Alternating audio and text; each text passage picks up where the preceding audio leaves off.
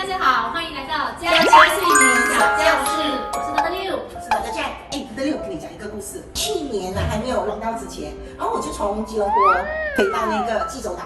哇！一上去飞机的时候，没有到2分钟就听到一个很大那种轰隆声音啊！那你可以做一次吗？对，我当时是没有想到是有人在打鼾的，我刚才是在想到底是什么引擎出问题，因为超级大声，然后才知道其实坐在前面的那个 passenger 呢是在打鼾，哇，打鼾的声音真的是又大声又久，超级可怕。然后你没有给他的名片呢？那时候我还不是很厉害，安全死。可是有一些人他们打鼾的时候，他们会误以为他是睡得好啊，睡得香啊，就是其实很多人都这样想，有一些人会很享受打鼾。享受。对呀，我有一个朋友他是这样子，他讲。很喜欢的，就是感觉是有睡到。可是其实打鼾上次我们那个影片已经讲过了嘛。对，打鼾其实呢，并不是你睡得好，然后你打鼾也不是说累而已。所以很多时候呢，打鼾呢，其实如果你打鼾很严重的话，你没有去处理好的话，很可能你就会患上那个睡眠呼吸中止症。你们大家知道什么是睡眠呼吸中止症吗？我不知道。不知道。OK， 来，德六，你来跟我们分享一下什么是睡眠呼吸中止症。睡眠呼吸中止症其实就是晚上睡觉的时候，你会听到一些人哦，他打鼾到一半的时候，他突然间安静下来啊，其实就是他在安静的那个过程，就是他是没有呼吸的啊，就是他睡觉睡到一半的时候会突然间停止呼吸啊。为什么会这样？为什么？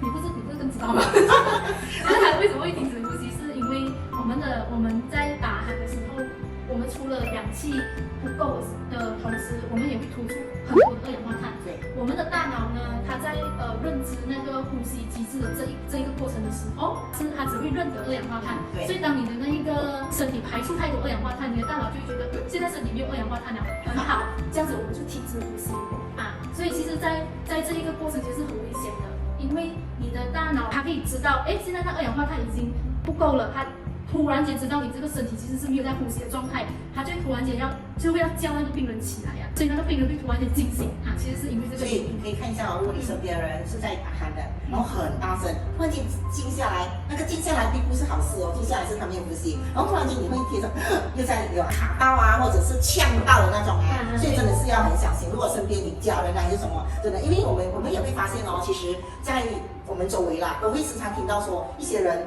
明明你昨天才看到他的，哎，下个礼拜就有人讲那个人拜拜了，然后什么事情？不知道啊，好像暴毙啊。为什么会突然间心脏病爆发？其实呢，很多人他们都有这个高血压、心脏这可能阻塞的一些问题。可是呢，他们都一直在看医生吃药，然后一直有monitor。可是他们往往就忘记了去monitor他们睡眠的这一块。其实你背后的原因，其实那个根本的原因是因为睡眠问题，才导致了一连串的那些身体对，我觉得这个是我们大家都要我们身为牙医也身为医生也好，我们最好是要有这样的知识，然后我们也要告诉我们的patient，就是说，如果你是真的是你打鼾的问题，然后你有高血压，然后高血压的人呢，其实他们很多时候就是起先他高血压的时候他吃一颗药，然后他就讲医生叫我吃2个，是3个。当你的高血压的药越吃越多的时候，你可能真的要注意一下，你是不是睡觉在打鼾。其实打鼾会引起睡眠呼吸中止症。